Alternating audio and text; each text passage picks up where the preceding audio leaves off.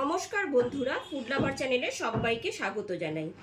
আজকে আমার রেসিপি হলো আলু কাঁচকলা দিয়ে কাতলা মাছের ঝোল। গরমকালে এই আলু কাঁচকলা দিয়ে পাতলা মাছের ঝোল গরম ভাতের সাথে খেতে কিন্তু খুবই ভালো লাগে, আর স্বাস্থ্যের পক্ষে এটি খাওয়া খুবই ভালো। তাহলে চলুন ঝটপট রেসিপিটি দেখে নিই। আলু কাঁচকলা দিয়ে মাছের ঝোল বানাবার জন্য এখানে 6 পিস কাতলা মাছ নিয়েছি। মাছের পিসগুলোকে পরিষ্কার করে জলে ধুয়ে তারপর রেখেছি।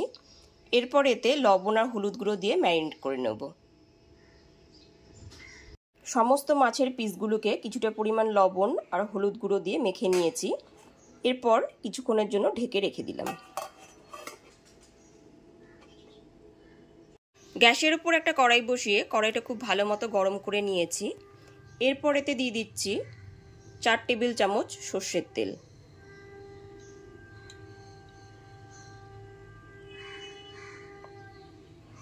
তেলটা খুব ভালো মতো গরম করে নেব। তেলটা এখানে খুব ভালো মতো গরম হয়ে গেছে। এরপর এতে লবণ আর হলুদ গুঁড়ো মাখানো মাছের পিসগুলোকে দিয়ে দিচ্ছি।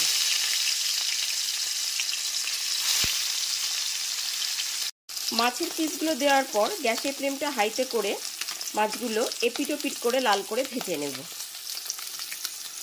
এক দিকটা হয়ে গেলে পরে অপর পিঠটা উল্টে ভেজে নিতে হবে।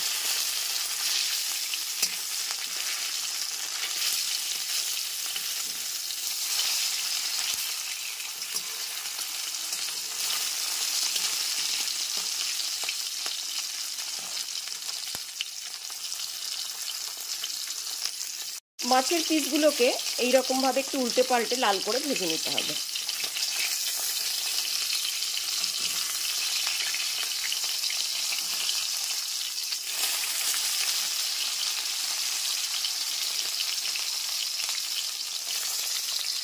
প্রথম ব্যাচের মাছগুলো এখানে ভাজা হয়ে গেছে। এরপরে মাছের পিসগুলোকে তুলে নেব।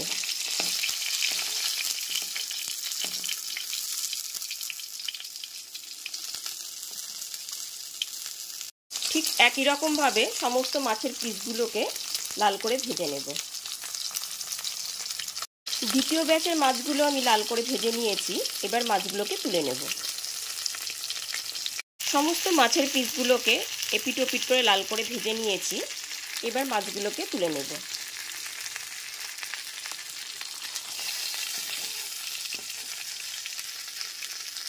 সমস্ত মাছের পিসগুলো ভেজে তুলে নেওয়ার পর আরেক চামচ সর্ষের তেল আমি অ্যাড করে দিলাম। তেলটা ভালো মতো গরম করে নেব। তেলটা ভালো মতো গরম হয়ে যাওয়ার পর দুটো মাঝারি সাইজের আলু এরকম একটু লম্বা করে কেটে নিয়েছি। এতে লবণ আর হলুদ গুঁড়ো মাখিয়ে তারপর ভেজে নিচ্ছি।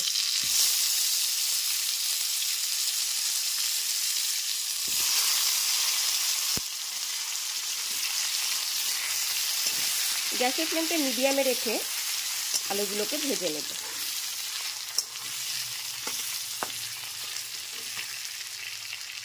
লবণ আর হলুদ গুঁড়ো দিয়ে মেখে রাখা আলুর পিসগুলোকে একটু সোনালি করে এপিট ওপিট করে ভেজে নেব।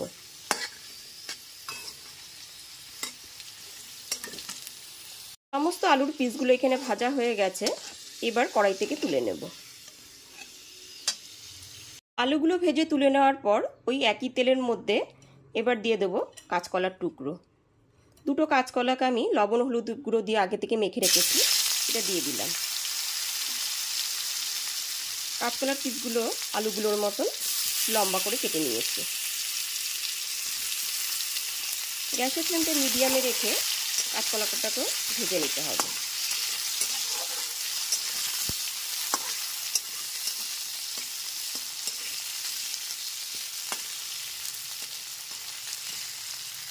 কাঁচা কলাটা এইখানে ভাজা হয়ে গেছে। এবার কাঁচা কলাটা তেল থেকে তুলে নেব।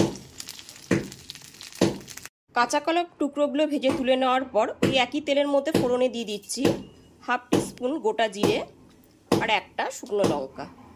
গ্যাসের ফ্লেমটা লোতে রেখে ফোড়নটা হালকা করে ভেজে নিচ্ছি। ফোড়নটা হালকা করে ভেজে নেওয়ার পর দিয়ে দিচ্ছি এখানে 1 টেবিল চামচ আদা বাটা। গ্যাসের ফ্লেমটা লোতে রেখে আদা বাটাটা 1 থেকে 1.5 মিনিট ধরে একটু কষিয়ে নিচ্ছি।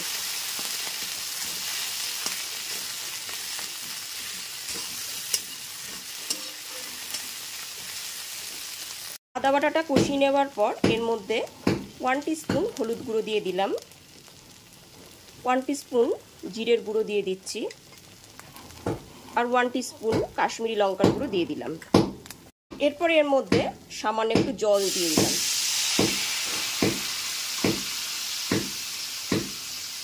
গ্যাসের ফ্লেমটা মিডিয়ামে রেখে গুঁড়ো মশলাটা একটু কষিয়ে নেব। গুঁড়ো মশলাটা কষাতে কষাতে এর মধ্যে দিয়ে দিচ্ছি 3টে চেরা কাঁচা লঙ্কা। ঝালটা অবশ্যই আপনাদের স্বাদ অনুযায়ী দেবেন।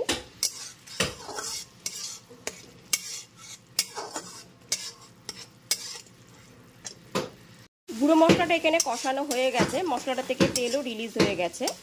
এরপর এর মধ্যে ভেজে রাখা আলুর টুকরোগুলোকে দিয়ে দিচ্ছি। ভেজে নেওয়া আলুর টুকরোগুলো দেওয়ার পর 1 থেকে 1.5 মিনিট একটু নাড়াচাড়া করে নেওয়ার পর এর মধ্যে দিয়ে দিচ্ছি কাঁচকলার টুকরোগুলো। ভেজে নেওয়া কাঁচকলার টুকরোগুলো দিয়ে দিলাম।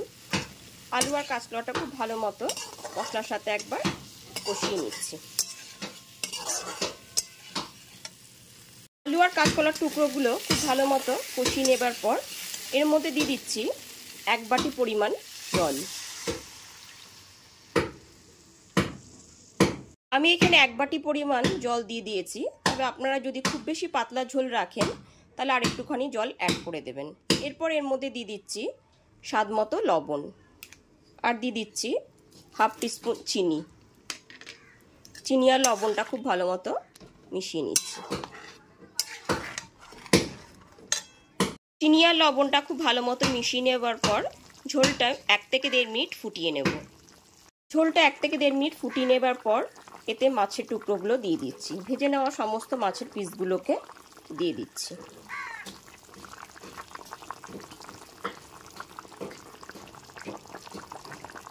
মাছের পিসগুলো দিয়ে দেওয়ার পর আলু আর কাঁচকলা যাতে খুব ভালো মতো সুসেদ্ধ হয়ে যায় ওই জন্য 10 মিনিটের জন্য ঢেকে রান্না হতে দিলাম। 8 থেকে 10 মিনিট পরে ঢাকনাটা খুলে দেখে নিচ্ছি। খুব ভালো মতো একবার উপর থেকে নিচে নেড়ে নিলাম।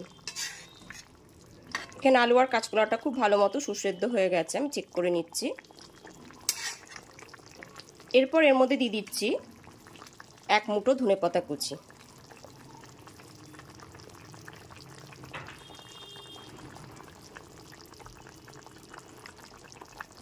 ধনেপাতা কুচিটা দেওয়ার পর খুব ভালো মতো একবার মিশিয়ে নিলাম। এরপর গ্যাসের ফ্লেমটা অফ করে দিলাম। গ্যাসের ফ্লেমটা অফ করে দিয়ে 3 থেকে 4 মিনিটের জন্য ঢেকে স্ট্যান্ডিং টাইমে রেখে দিলাম। এইবার একদমই ফাইনালি রেডি হয়ে গেছে আলু কাঁচকলা দিয়ে মাছের ঝোল। এইবার গরম গরম ভাতের সাথে এটিকে পরিবেশন করব।